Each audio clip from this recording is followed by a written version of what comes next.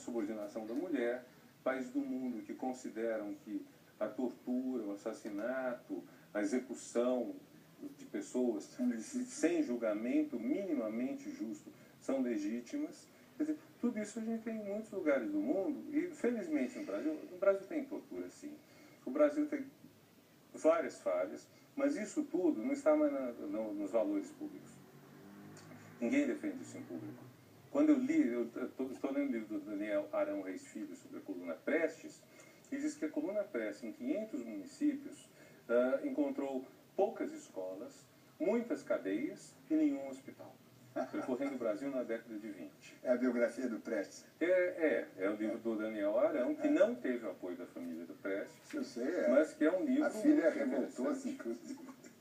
Então, quer dizer, nós temos uma situação, que existe, foi quando? Há menos de 100 anos, no período de vida de nossos pais.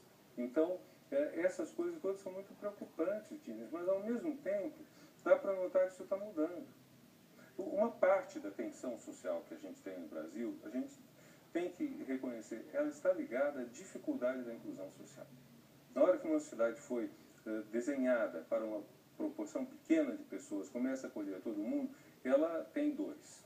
Ou, por exemplo, uma coisa que acontece, fica muito fácil comprar carro. Então, muita gente compra carro. Não dá. Nenhuma sociedade aguenta saudavelmente que todo mundo ande de carro, ou sequer a maior parte da população ande de carro para o trabalho e de volta. Pode ser para o lazer, etc., mas para o trabalho e de volta, isso é impossível. Aí você não pode ter todo mundo. Você tem que fazer alguma diferença. Como você faz? Você cria um transporte coletivo muito bom. De modo que ninguém seja prejudicado pelo fato de não ter carro, tem inclusive vantagem de gastar menos e eventualmente chegar mais depressa. Isso é a solução correta. Agora, tem outros pontos que nenhuma cidade pode ser desenhada só para o carro privado. Agora, nenhuma sociedade pode ser desenhada só para uma parte da sua população. E nós temos ainda isso no Brasil. Esse desenho, e quando aumenta o número de pessoas que têm acesso a isso, surgem aquelas coisas absurdas, como, por exemplo, fotografar um rapaz, por acaso, procurador-geral de um município, voltando de viagem, barrigudo, de bermuda, etc., e publicar no Face dizendo aeroporto virou rodoviário. Quer dizer, que acaba sendo visto como um sinal de preconceito. É de perversidade, é uma perversidade. Né? Agora, com relação ao mundo ainda, para a gente depois chegar ao Brasil, essa direitização, eu diria até mais, essa fascistização, inclusive na velha Europa, que sofreu tanto com o fascismo, e de repente você vê esse movimento germinando de novo, se justificando. Me explica isso. Olha, a explicação que eu vejo é a seguinte. Este mundo nosso tem muita liberdade, e com muita liberdade muita insegurança. As posições das pessoas não estão mais garantidas como no passado. No passado, cada um de nós vivia num pacote identitário. A gente nasceu na classe média, tinha umas 3, 4 carreiras universitárias para a gente fazer, iríamos escolher uma, iríamos casar num rito religioso, você provavelmente num rito religioso judaico, eu possivelmente num rito... Eu sou agnóstico. Sim, mas você é de origem judaica, sim, né? Sim.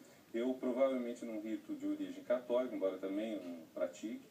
Então, só estou falando, porque nem entraria em questão se acredita ou não, sabe? Meu avô aparentemente não acreditava, batizou a família toda, o pai da minha mãe. Então, você tinha mas tinha todo o padrão, casava, educava o filho de um jeito diferente, havia um pacote identitário, como eu gosto de dizer, quer dizer, tudo está pronto e você não sai dele. De repente, nada disso mais é obrigatório, quer dizer, você pode dar vazão àquilo que você é, àquilo que você quer. Isso cria já uma dificuldade gigantesca que é o marido deixa ser o chefe da família. Quando não é mais um que manda, os dois têm que negociar, tudo se torna possível.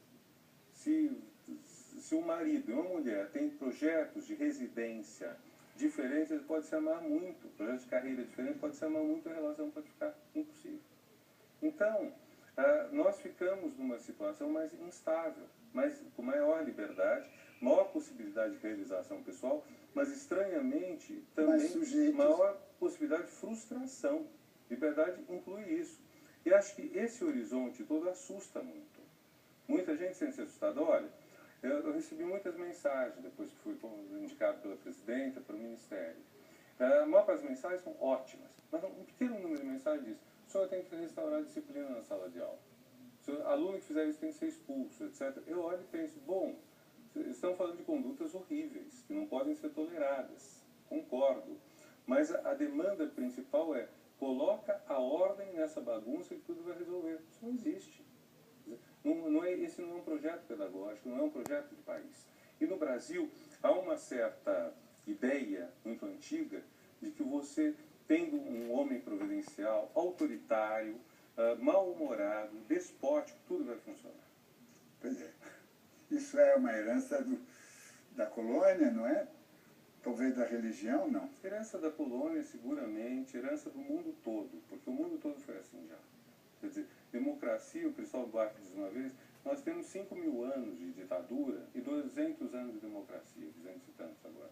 Então, até você se acostumar, quer dizer, não é porque nós, nossos avós, tataravós, nascemos já em regimes mais democráticos, mas cheios de legados autoritários. Sim. Então isso, até a gente superar isso, vai demorar. Vai ser ainda, mas a gente tem que se empenhar, é um bom combate, sabe? O bom combate é o quê? É você mostrar que uma liberdade é importante e, ao mesmo tempo, tentar acalmar as pessoas que se sentem inseguras. Reconhecer que é legítimo a pessoa, numa situação dessa, se sentir insegura, eventualmente frustrada, não ser cruel, zombeteiro, mas olha, são as dores, o parto de uma nova sociedade, e é para todo mundo ser mais feliz, porque é para todo mundo se realizar melhor, não é? Agora, você vai chegar, não estou te perguntando sobre o que você vai fazer na PAR, mas você vai chegar semana que vem, né? Vai se mudar para Brasília. Você tá confiante? Você está empolgado com isso? Estou muito empolgado. Foi uma surpresa, realmente eu não esperava. Ninguém esperava? Não, tinha havido algumas postagens no Facebook em favor do meu nome, também em favor de outros nomes, basicamente postagens defendendo um educador na educação. É claro que isso não interfere na decisão presidencial. No presidencialismo, o presidente ou a presidenta escolhe quem quiser, dentro, obviamente, de critérios que tem, mas, vamos dizer, só por isso não caiu não foi totalmente inesperado, mas foi uma enorme surpresa, foi. Mas é algo que eu gosto, é algo que eu acredito. Acho que eu acredito na educação como libertação, sabe? Não é uma transmissão de conteúdos, não é uma padronização das pessoas. E eu penso que um dos pontos importantes é como a gente aproxima isso do mundo da cultura.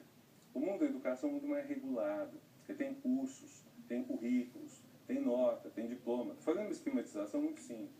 O mundo da cultura, você pode, sei lá, você vai ver Lincoln, do Spielberg. É uma aula sobre escravagismo e abolição. Agora, a aula mesmo seria diferente. Então, como a gente pode complementar? Pensando tudo isso dentro de algumas ideias. Por exemplo, conhecer é prazeroso. Porque a gente deixou, ao longo dos séculos, que conhecer se tornasse uma corveia, se tornasse uma obrigação e não tanto um prazer. Mas tem muita gente refletindo sobre isso. Nada disso é a ideia original minha. Só acho que dá para a gente puxar mais para esse lado na educação. Quer dizer, fazer um Google nacional. Acho que dá. Veja, hoje, por exemplo, qualquer aluno pode procurar na internet o que ele quer, e isso às vezes é uma fonte de estresse para o professor, que pode se ver contestado por alunos que eventualmente um detalhezinho podem achar que conhecem melhor que ele. Para o professor tem algumas competências que ninguém tira dele. Primeiro, um professor, ficar só numa, um professor, ele tem muito mais condições de saber se aquela informação que alguém viu na internet é autêntica ou não. A internet é cheia de mentira, cheia de equívoco, cheia de erro.